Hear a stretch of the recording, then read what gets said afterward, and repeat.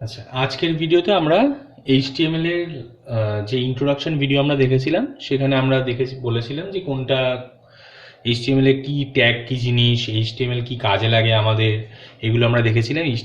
HTML ডকুমেন্টের কটা অংশ হয়, কি কি অংশ থাকে, সেগুলো আমরা দেখেছিলাম। তো এবার একে একে আমরা বিভিন্ন ট্যাগের কাজগুলো দেখব। একটা বেসিক আমাদের কিভাবে এইচটিএমএল নোটপ্যাডের সাহায্যে, টেক্সট এডিটরের সাহায্যে কিভাবে আমাদের কোডটা লেখা হয় সেটা আমরা দেখেছিলাম। তো টেক্সট এডিটর পেজে আমরা এইচটিএমএল ডকুমেন্ট বানানোর কোডিংটা করতাম, কোডগুলো লিখতাম, যেখানে ট্যাগের মধ্যে বিভিন্ন কন্টেন্ট থাকতো। ট্যাগের সাহায্যে আমরা এই কন্টেন্টের ওপরে কাজ করে ডকুমেন্টটা তৈরি করতাম। তো সেগুলো আমরা দেখেছি যে একটা বেসিক পেজ, একটা পেজ, ওয়েব পেজ কীভাবে বানাতে হয় সেটা আমরা আগের দিন দেখেছি। এবার সেই পেজের মধ্যে আরও বিভিন্ন এফেক্টস কীভাবে দেওয়া হয় সেগুলো আমরা একে একে দেখব। তাহলে যে কোনো কোনো একটা পেজের মধ্যে এই যে এফেক্টগুলো দেবো, সেই এফেক্টের জন্য আমাদের কোড ব্যবহার করতে হবে। তাহলে কোডিং আমাদের করতে হবে।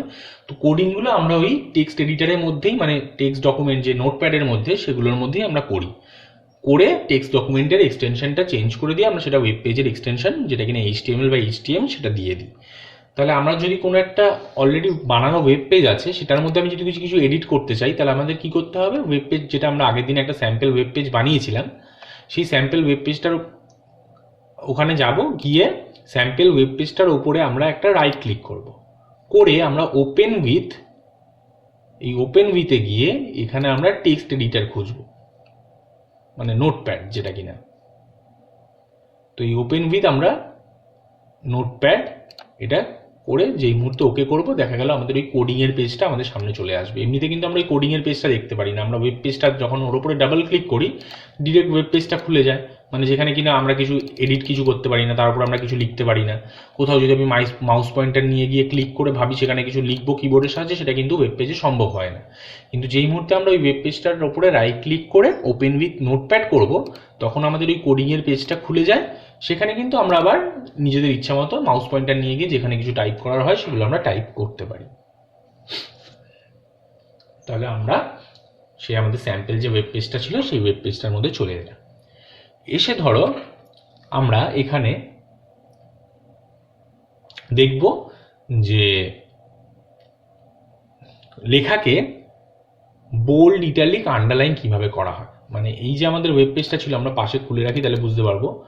এই ওয়েব পেজটার মধ্যে আমাদের নর্মাল ফন্ট ছিল, সব সেম একই রকম লেখা আছে।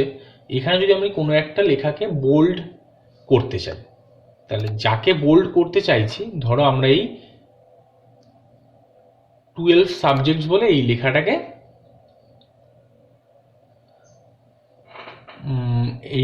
আমরা ধরো বোল্ড করতে চাইছি। ধরো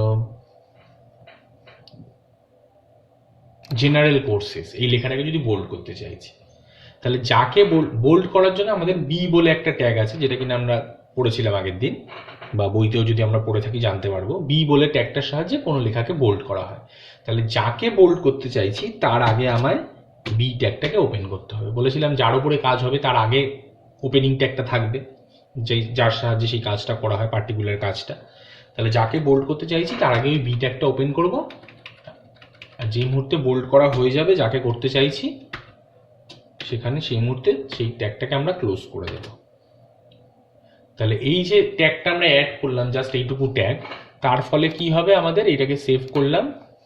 তাহলে দেখো আমাদের এই ওয়েব পেজটাকে যদি আরেকবার খুলি, দেখো এই জেনারেল কোর্সেস লেখাটা, এই লেখাটা কিন্তু আমাদের বোল্ড, অন্য লেখার থেকে কিন্তু ডিপ, আরো গাঢ় আসছে। তাহলে এই বি ট্যাগের সাহায্যে আমাদের কোনো লেখাকে এরকম বোল্ড করা হয়। এবার যদি কোনো লেখাকে আমি ইটালিক্স করতে চাই, বাঁকানো লেখা হিসেবে দেখতে চাই, তাহলে সেটার জন্য আবার কোনো একটা নির্দিষ্ট ট্যাগ আমাদের ব্যবহার হবে। তাহলে এই ডকুমেন্টের ওপরে গিয়ে ওই ওপেন উইথ নোটপ্যাডে গেলাম, গিয়ে আমরা ধরো এই 12 সাবজেক্টস, এই অ্যাডভান্সড কোর্সেস ইন 12 সাবজেক্টস, এই লেখাটাকে আমরা ইটালিক্স বাঁকানো করতে চাইছি। তাহলে ইটালিক্স করার জন্য আমাদের আই বলে একটা ট্যাগ আছে। তো যাকে করতে চাইছি ঠিক তার আগে গিয়ে আমরা এই আই ট্যাগটাকে ওপেন করব, আর যেইটুকু পোর্শনকে করতে চাইছি সেইটুকু পোর্শনে গিয়ে আমরা ওই হয়ে যাওয়ার পরে আই ট্যাগটাকে ক্লোজ করে দেব। তাহলে দেখো এই অ্যাডভান্সড কোর্সেস ইন 12 সাবজেক্ট, শুধু এই লেখাটাকে আমরা ইটালিক্সে দেখতে চাইছি। তাহলে শুধু এই লেখাটার আগে ইটালিক্স ট্যাগটাকে ওপেন করেছি এবং এই লেখাটার শেষে ইটালিক্স ট্যাগটাকে ক্লোজ করেছি। তাহলে এটাকে যেই মুহূর্তে আবার সেভ করব, করে এই ডকুমেন্টটাকে ওপেন করব, দেখো এই লেখাটা কিন্তু বাকি লেখাগুলো সোজা আছে, এইটুকু পোর্শনের লেখাটা আমাদের এরকম বাঁকানো এসছে। তাহলে যার উপরে কাজ করব ঠিক তার আগে আমায় ট্যাগটাকে গিয়ে ইউজ করতে হবে।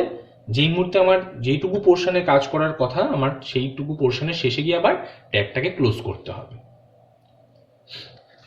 এবার ধরো আমরা এখানে কোনো একটা লেখাকে আমরা আন্ডারলাইন করতে চাইছি, তাহলে বারবার আমরা ওই ডকুমেন্টটা নিয়েই কাজ করব, বারবার ওর উপরে গিয়েই আমরা এডিট করে ওপেন উইথ নোটপ্যাড করে বারবার ওর উপরেই আমরা পরের এফেক্টসগুলো দিচ্ছি। তাহলে ধরো এখানে এই 24 পরগনা সাউথ ডিস্ট্রিক্টটা, এই লেখাটাকে আমরা আন্ডারলাইন করতে চাইছি, মানে এর তলায় দাগ হয়ে থাকবে। তাহলে আন্ডারলাইন করার জন্য আমাদের ইউ বলে একটা ট্যাগ আছে, সেই ট্যাগটাকে আমাদের ওই লেখার আগে ব্যবহার করতে হবে। তাহলে পেয়ারে ইউজ হয় এই ট্যাগগুলো সমস্ত, বোল্ড ট্যাগ হোক, মানে বি ট্যাগ হোক, আই ট্যাগ হোক, ইউ ট্যাগ হোক, এটা সব পেয়ারে মানে জোড়ায় জোড়ায় ব্যবহার হয়। তাহলে মানে ওপেনিং ট্যাগ এবং ক্লোজিং ট্যাগ দুটোকেই আমরা এখানে দিলাম, দিয়ে যেই মুহূর্তে আবার এটাকে ক্লোজ করবো, এই সেভটা আমাদের করতে হবে, নাহলে ওই এফেক্টটা আমাদের থাকবে না। তাহলে যেই মুহূর্তে সেভ করলাম আবার গিয়ে এটা ওপেন করবো, দেখবো ওই লেখাটুকু আমাদের আন্ডারলাইন্ড হয়ে গেছে। তাহলে এটা গেল টেক্সটের মধ্যে, আমাদের ডকুমেন্টের মধ্যে কোনো লেখাকে বোল্ড, ইটালিক্স এবং আন্ডারলাইন কিভাবে করে সেটা দেখার পদ্ধতি। এরপরে দেখো কোনো লেখাকে যদি আমরা কালার চেঞ্জ করতে চাই,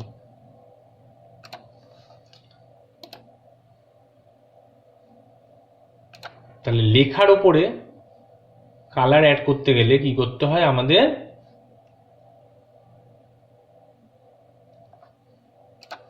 ফন্ট বলে একটা ট্যাগ আছে, তাহলে ফন্টটাকে ব্যবহার করতে হয়।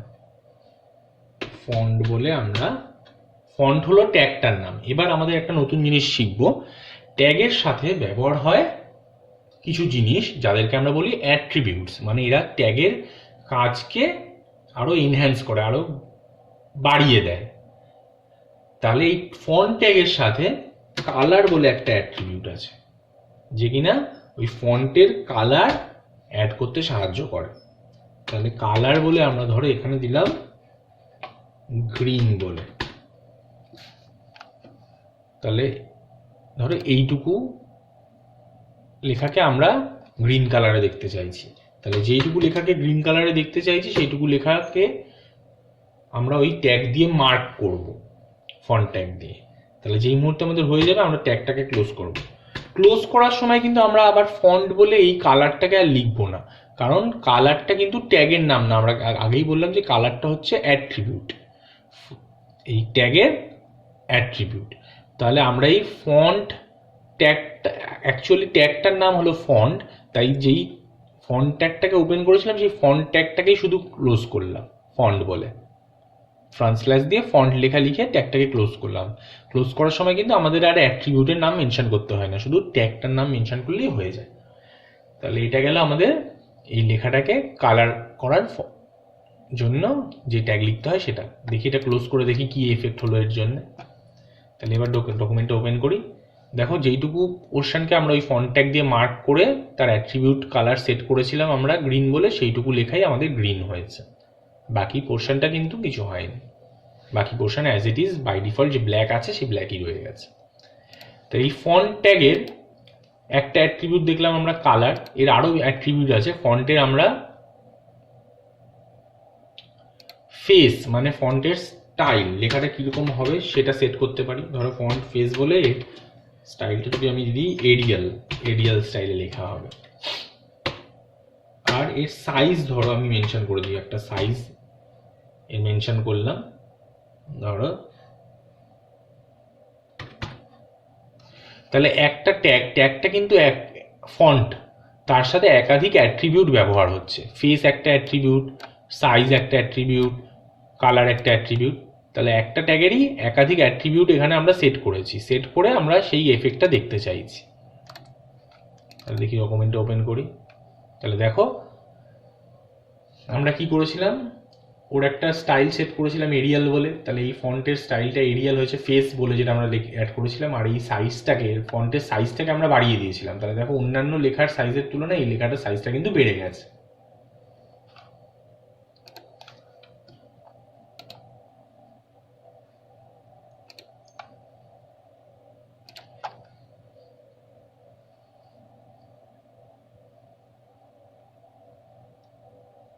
এবার ধরো এই বাকি অ্যাট্রিবিউট দুটো আমরা মুছে দিলাম, এর এফেক্টটা আমাদের দেখা হয়ে গেছে, এই দুটোকে মুছে দিলাম, একটাই রাখলাম আপাতত, নাহলে আমাদের ডকুমেন্টটাই দেখতে একটু অসুবিধা হয়ে যাবে, হঠাৎ করে একটা লাইন বড় চলে আসছে। তাহলে এটা গেল ফন্টের কালার সেট করা। একই রকমভাবে আমাদের দেখো এই বডি পোর্শনে মানে ডকুমেন্টের যেখানে ইনফরমেশন পোর্শনটা রয়েছে সেখানেও আমরা চাইলে কালার সেট করতে পারি। আমাদের কি হচ্ছে এই ডকুমেন্টে যেটা রয়েছে সেখানে কি এই ব্যাকগ্রাউন্ডটা আমাদের কি হয়েছে, ব্যাকগ্রাউন্ড এরকম হোয়াইট আছে, তো এটা বাই ডিফল্ট হোয়াইট হয়ে রয়েছে, তাহলে আমরা এই ব্যাকগ্রাউন্ডেরও কিন্তু কালার সেট করতে পারি। তাহলে সেটা সেট করার জন্য কি করতে হয়, আমাদের এই বডি ট্যাগের সাথে কালার বলে অ্যাট্রিবিউট ব্যবহার করে আমরা এখানে কিন্তু কালার সেট করতে পারি। ধরো এটা দিলাম ইয়েলো,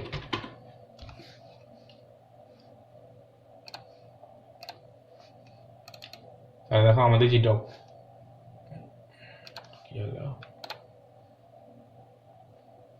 ও আচ্ছা আচ্ছা, এখানে শুধু কালার না, অ্যাট্রিবিউটের নাম ছিল ব্যাকগ্রাউন্ড কালার, মানে বডির পোর্শনের ব্যাকগ্রাউন্ডে যেটা রয়েছে, ব্যাকগ্রাউন্ডে হোয়াইট কালার হয়ে রয়েছে, সেই ব্যাকগ্রাউন্ড কালারটা আমরা সেট করছি। তাহলে ব্যাকগ্রাউন্ড কালার সেট করার জন্য বিজি কালার, মানে B for back, G for ground, colour, background colour বলে অ্যাট্রিবিউটটা মেনশন করে আমি যদি কোনো কালার এখানে সেট করে দিই অ্যাট্রিবিউটের ভ্যালু, তাহলে আমরা সেভ করে এবার যাই ব্যাকগ্রাউন্ডে, দেখবো এখানে ব্যাকগ্রাউন্ডটা ইয়েলো কালার হয়ে গেছে।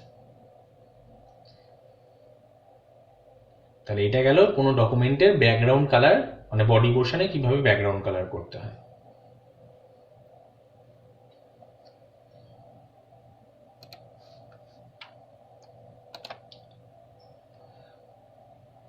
তাহলে আমরা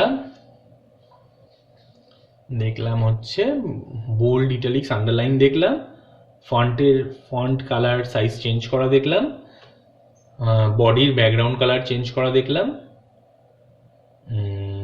এবার ধরো আমি হেডিং বানাতে চাইছি আলাদা আলাদা, তাহলে আমরা আলাদা আলাদা লাইনকে আলাদা আলাদা হেডিং বানাতে চাইছি। তাহলে হেডিং বানানোর জন্য আমরা বলেছিলাম H1 বলে একটা ট্যাগ ব্যবহার করা হয়। তাহলে ধরো এই লাইনটাকে আমরা H1 বলে ট্যাগ এখানে ব্যবহার করলাম।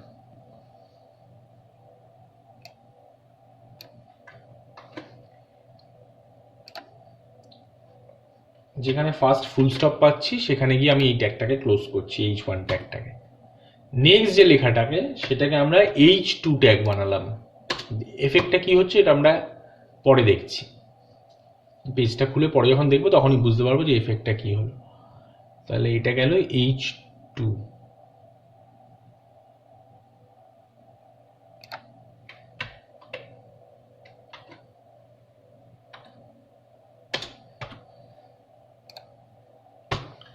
তাহলে এবার আমরা একটু ডকুমেন্টে গিয়ে দেখি কি হলো। তাহলে দেখো প্রথম লেখাটা যেটা কিনা নর্মাল লেখা ছিল সেটা কিন্তু বোল্ড লেখা হয়ে গেছে।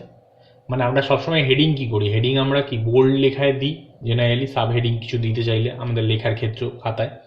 তাহলে এই লেখাগুলো যেগুলো নর্মাল লেখা ছিল ওটাকে H1 ট্যাগ ইউজ করার জন্য এগুলো একদম বোল্ড লেখা হয়ে গেছে। আর দেখো একটা জিনিস, বোল্ড লেখা হয়ে গিয়ে লাইন চেঞ্জ হয়ে গেছে, মানে ওখানে এখানে যেখানে একটা লাইন শেষ হওয়ার পরেই আরেকটা লাইন শুরু হচ্ছিল সেটা কিন্তু আর এই ক্ষেত্রে হচ্ছে না, যেহেতু আলাদা আলাদা দুটো হেডিং বানিয়েছি আমরা H1 H2 করে। তাহলে একটা হেডিং এরকম একটা এসছে, তারপরে গ্যাপ দিয়ে নেক্সট হেডিংটা এসছে। এবার দেখো এই হেডিংটায় কিন্তু সাইজের তফাৎ আছে, এই হেডিংটা একটু বড় আকারে, এই হেডিংটা একটু ছোট আকারে। তাহলে আমরা দেখতে পাচ্ছি H1 হেডিং যেটাকে দিয়েছি সেটা বড় আকারে এসছে, H2 যাকে দিয়েছি সেটা ছোট আকারে এসছে। এরপরে যদি আমরা H3 কাউকে দিতাম সেটা H2 থেকে আরেকটু ছোট আসতো।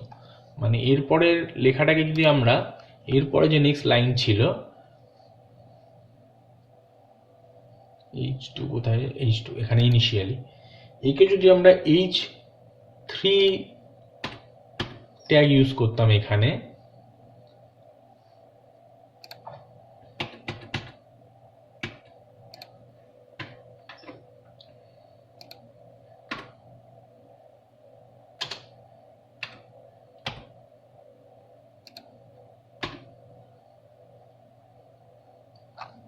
আর লাস্টেরটাকে ধরো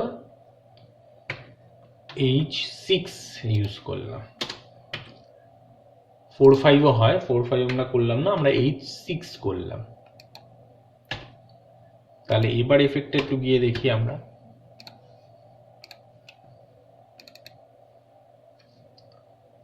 দেখো সব লেখাগুলি এবার এরকম বোল্ড আকারে এসছে, নর্মাল ফন্টে আর কেউ নেই, সবই বোল্ড হয়ে গেছে। তাহলে H1টা ছিল সবচেয়ে বড় আকারের হেডিং বানিয়ে দিয়েছে। H2 ঠিক তার থেকে একটু ছোট, মানে H1-এর থেকে ছোট। H3 আরও ছোট হলো। তাহলে এরকম আলাদা আলাদা আকারে সাইজে লেখার সাইজগুলোকে ছোট করে দিচ্ছে, করে এরকম সেগুলোকে এক একটা হেডিং বানিয়ে দিচ্ছে, এরকম বোল্ড করে দিচ্ছে আলাদা আলাদা লাইনে। সব লাইনগুলো কিন্তু আলাদা আলাদা হয়ে গেছে, সেম লাইনে আর লেখাগুলো পরপর নেই, কিন্তু আলাদা আলাদা হেডিং আলাদা আলাদা লাইনে এসছে। তাহলে H1 হচ্ছে সবচেয়ে বড় আকারের হেডিং বানাতে আমাদের সাহায্য করে, আর H2 হচ্ছে H6 হচ্ছে সবচেয়ে ছোট আকারের হেডিং। তো হেডিং তো আমরা জেনারেলি এত বড় লাইন লিখি না, এখানে আমরা ফর এক্সাম্পল দিলাম। তাহলে হেডিং আমাদের জেনারেলি কি হয়, ছোট্ট একটা কিছু একটা ওয়ার্ড থাকে, সেটা হেডিং বানাই আমরা। তাহলে যখন যেরকম আমাদের প্রয়োজন সেই হিসেবে আমরা ট্যাগগুলোকে ব্যবহার করব। যদি আমাদের বড় আকারের হেডিং দেওয়ার প্রয়োজন হয় কখনো, যদি আমরা শুধু দ্য কলেজকে আমরা হেডিং বানাতে চাইতাম,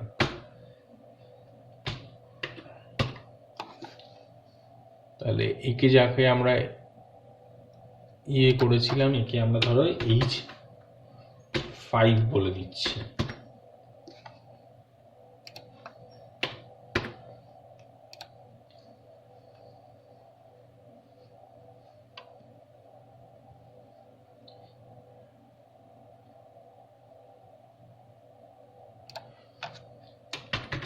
এই পোর্শনটাকে H2 করে দিলাম,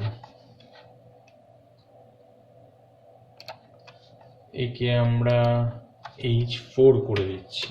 তাহলে আমরা হেডিংগুলোকে এক একটা লাইন হেডিং বানিয়েছিলাম, সেগুলোকে ছোট করে করে এক একটা ওয়ার্ড বা দু তিনটে ওয়ার্ডের মিক্সচার করে দিলাম।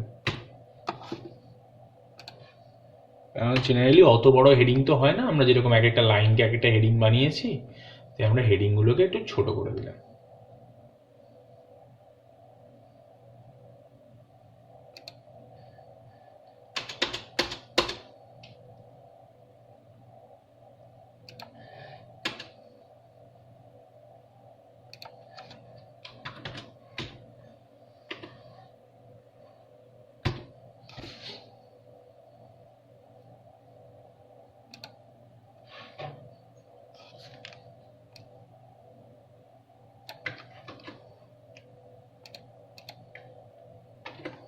তাহলে আমরা দেখি ডকুমেন্টের মধ্যে কি কি এফেক্ট হলো।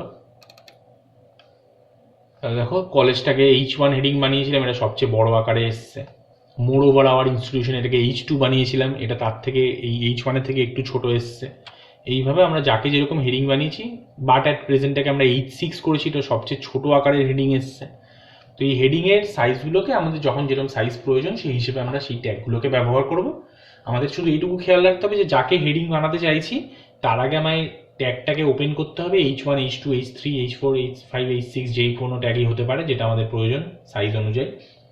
তো যাকে হেডিং বানাতে চাইছি তার আগে ট্যাগটাকে ওপেন করব, আর ঠিক তারপরেই ট্যাগটাকে আমরা যেন ক্লোজ করি, নাহলে পুরো সেন্টেন্সটাই আমাদের হেডিং হিসেবে চলে আসবে। তো আমাদের প্রয়োজন হিসেবে আমরা সেই হিসাবে হেডিংটাকে সেট করব।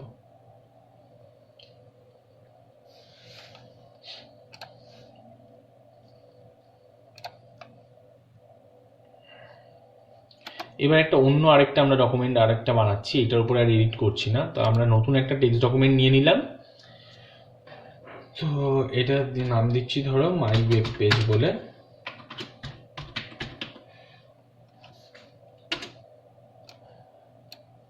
এটাই কি করছি, এটাই আমরা এবার লিস্ট বানানো দেখব, কিভাবে লিস্ট তৈরি করা হয়। লিস্ট দু ধরনের হয়, অর্ডার্ড লিস্ট আর আনঅর্ডার্ড লিস্ট। আনঅর্ডার্ড লিস্ট মানে যেখানে কোনো নাম্বারিং থাকবে না, অর্ডারিং থাকবে না, বুলেট ফরম্যাটে হয় এই ধরনের লিস্টিংগুলো। আর অর্ডার্ড মানে বুঝতে পারছি অর্ডারিং থাকবে, যেখানে 1 2 3 4 বা ABCD বা রোমান 1 2 3 4 এরকম নাম্বারিং করা হয়। তাহলে সবার প্রথমে আমরা দেখব আনঅর্ডার্ড লিস্ট কিভাবে তৈরি করতে হয়। তাহলে সবার প্রথমে আমরা HTML ট্যাগটাকে ওপেন করছি।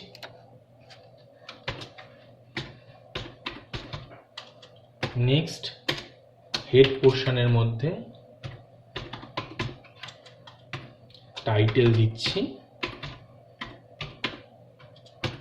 আনঅর্ডার্ড লিস্ট বলে।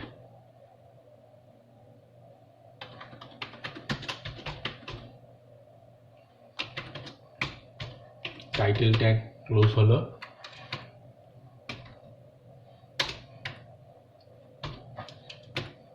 নেক্সট হেড ট্যাগ ক্লোজ হলো। তারপর হবে body portion open, body tag open করলাম। চাইলে আমরা ব্যাকগ্রাউন্ড কালার সেট করতে পারি, তাহলে বডি ট্যাগের সাথে বিজি কালার বলে অ্যাট্রিবিউট ওপেন হলো, ওপেন হয়ে এর একটা ধরো বডি কালার আমরা সেট করলাম। এবার হচ্ছে আমরা লিস্ট বানাচ্ছি, তাহলে এখানে আমরা একটা ধরো হেডিং দিচ্ছি, H1 বলে একটা হেডিং দিলাম, লিখলাম অ্যান আনঅর্ডার্ড লিস্ট বলে কোলন দিলাম, বলে যেটুকু হেডিং বানানোর দরকার ছিল তারপরে আমরা হেডিং ট্যাগটাকে ক্লোজ করে দিলাম। বা আনঅর্ডার্ড লিস্টটা তো আমরা উপরে টাইটেলেই দিয়েছিলাম, এখানে ধরো আমরা রিফ্রেশমেন্টস বলে একটা হেডিং দিলাম,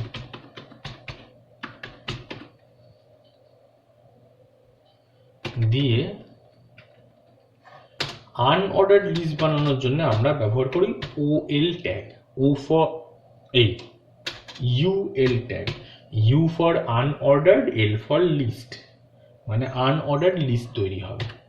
এবার এই লিস্টের যে কোনো একটা লিস্টের মধ্যে কি হয়, আমাদের বিভিন্ন আইটেম থাকে, তো সেই আইটেমগুলোকে একটা লিস্টের মধ্যে ঢোকানোর জন্য আমাদের LI বলে একটা ট্যাগ আছে, যেটা কিনা হলো L for list, I for item. তাহলে কোনো একটা আইটেমকে লিস্টের মধ্যে এন্ট্রি করানোর জন্য আমাদের এই LI ট্যাগটা ব্যবহার করা হয়। তাহলে এখানে বলছি রিফ্রেশমেন্টস বলে ধরো প্রথমে দিচ্ছি কফি, তাহলে LI ট্যাগটাকে আমরা ক্লোজ করব।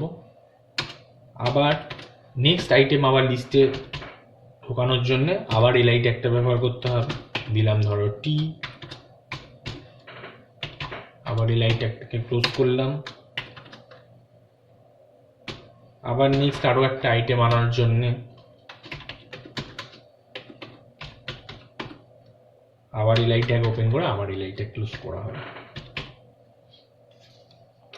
তাহলে আমাদের যতগুলো আইটেম এরকম লিস্টের মধ্যে আমি আনতে চাই, প্রত্যেক কটা আইটেম আনার জন্য আমাদের বারবার এই LI ট্যাগটাকে ওপেন করতে হবে, ক্লোজ করতে হবে, এরকম ভাবে এক একটা আইটেমকে এরকম LI ট্যাগের সাহায্যে লিস্টের মধ্যে অ্যাড করতে হবে।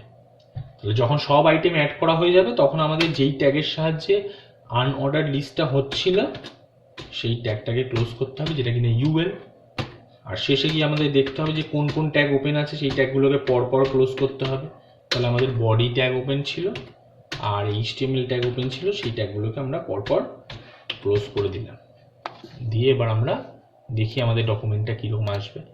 তাহলে সেভ করার পরে দেখতে পাচ্ছি এটা এখন টেক্সট ডকুমেন্ট হয়ে আছে, এরকম টেক্সট ডকুমেন্টের সাইন। তাহলে এটার আমাদের এক্সটেনশন চেঞ্জ করতে হবে, চেঞ্জ করে আমরা এই রিনেম করলাম, করে এক্সটেনশনটা চেঞ্জ করে এবার ধরো HTM করে দিলাম। যেই মুহূর্তে আমরা ইয়েস করলাম, দেখো এই ডকুমেন্টটা চেঞ্জ হয়ে এই ওয়েব পেজের মতো সাইন চলে এসছে। এবার এটাকে ওপেন করি, তাহলে দেখো এরকম আমাদের একটা পেজ এসছে, যেখানে কিনা আমরা ব্যাকগ্রাউন্ড কালার যা সেট করেছি সেটা এসছে। একদম টাইটেলে মানে ডকুমেন্টের হেড পোর্শনে আমাদের আনঅর্ডার্ড লিস্ট বলে যে টাইটেলটা দিয়েছিলাম সেটা এসছে। একটা হেডিং দিয়েছিলাম H1 বলে রিফ্রেশমেন্টস, সেই হেডিংটা আমাদের এই রিফ্রেশমেন্টসের এখানে এসছে। আর এখানে তিনটে যে আলাদা আলাদা আমরা আনঅর্ডার্ড লিস্টের মধ্যে আইটেম অ্যাড করেছিলাম সবগুলো এরকম বুলেট ফরম্যাট, যেহেতু আমরা unordered list UL tag use করেছি, এরকম বুলেট ফরম্যাটে তিনটে আইটেম এসছে। এবার আমরা যদি অর্ডার্ড লিস্ট বানাতে চাইতাম, আমাদের কিছুই না, আমাদের এই ডকুমেন্টটাই আরেকবার আমরা ওপেন করছি নোটপ্যাডের দিয়ে, ওপেন উইথ নোটপ্যাড করে। তাহলে কিছুই না, আমাদের জাস্ট এই অনঅর্ডার্ড লিস্টে যেখানে UL ট্যাগ ব্যবহার করেছিলাম সেখানে আমাদের OL ট্যাগ যদি ব্যবহার করতাম, তাহলে ওটা আমাদের লিস্টটা বুলেট ফরম্যাট না অর্ডার্ড ফরম্যাটে চলে আসতো, মানে 1 2 3 করে নাম্বার চলে আসতো। তাহলে দেখো আগের বার যেখানে 1 বুলেট দেখাচ্ছিল, এবার প্রত্যেক কটা লিস্টের আইটেমের পাশে নাম্বার দেখাচ্ছে। তাহলে আনঅর্ডার্ড লিস্ট বানানোর জন্য UL ট্যাগ আর অর্ডার্ড লিস্ট বানানোর জন্য OL ট্যাগ ব্যবহার করলেই আমাদের হয়ে যাবে। তাহলে এটা আমাদের হেডিংটা, টাইটেলটা চেঞ্জ করে দিই, যেটাকে অর্ডার লিস্ট বলে দিলাম। এবার একটা জিনিস, এই অর্ডারিংটা বাই ডিফল্ট সবসময় 1 2 3 এরকমভাবে মানে নাম্বারে হিসেবে আসছে। এটাকে যদি আমরা ABC আনতে চাইতাম তাহলে কি করতে হতো, আমাদের এখানে একটাই ওএল ট্যাগের সাথে একটা অ্যাট্রিবিউট ব্যবহার করতে হতো, যেটা কিনা হলো টাইপ বলে। এই টাইপের মধ্যে, অ্যাট্রিবিউটের মধ্যে যদি আমি ইকুয়াল টু দিয়ে একটা ভ্যালু সেট করে দিতাম, ফার্স্ট ভ্যালুটা মানে লিস্টিংটা কি দিয়ে শুরু হবে, তাহলে যদি আমরা এখানে এ দিয়ে দিতাম তাহলে দেখো কি হতো এখানে চেঞ্জটা, তাহলে অর্ডারিংটা দেখো স্মল ABC দিয়ে অর্ডারিংটা শুরু হয়েছে। এখানে যদি আমরা ক্যাপিটাল A দিতাম তাহলে অর্ডারিংটা ক্যাপিটাল ABCD করে আসতো।